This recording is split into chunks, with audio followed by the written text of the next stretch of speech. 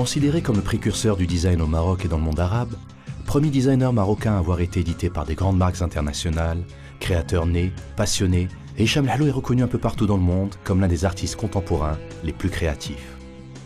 L'un des premiers objets créés par Hicham El Hallou fut la théière Qubba, une œuvre inspirée de l'architecture hispano-mauresque, doublée d'une empreinte gothique.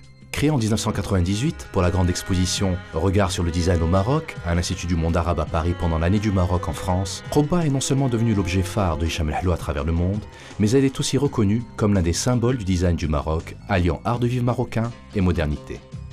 Pour l'artiste, le design est né d'une nécessité, celle de donner un nouveau souffle à notre création millénaire. Le Maroc s'est toujours illustré dans l'art de vivre, l'art de recevoir, la décoration d'intérieur, le goût des belles choses.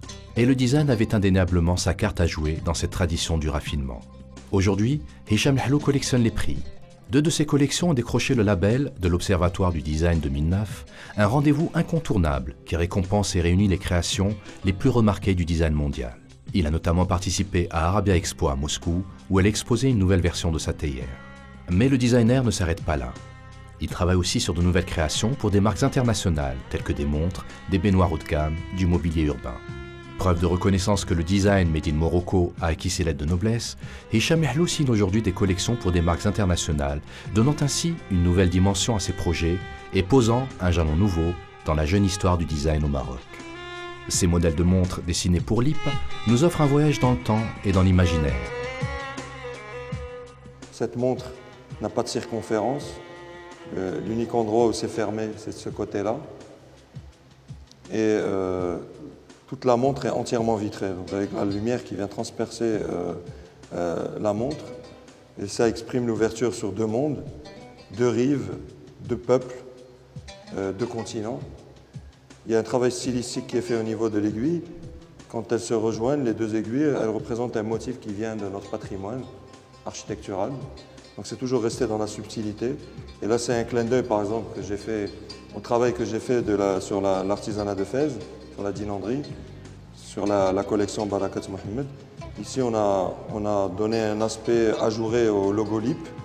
Donc c'est vraiment dans la subtilité. Et on voit aussi le logo écrit en arabe. La baignoire à Qamar dégage une impression de bien-être et de quiétude qui s'exprime à travers des formes rondes, douces et enveloppantes, presque maternelles. Évoquant les contours d'un couffin en même temps que des ondulations aquatiques, elle invite aux vertus réconfortantes du bain.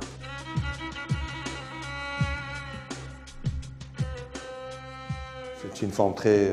D'après le premier brief initial qui m'a été envoyé par Jean-Paul Piron, le président de la marque, il voulait quelque chose de vraiment novateur, de complètement nouveau pour une baignoire, quelque chose de très sensuel.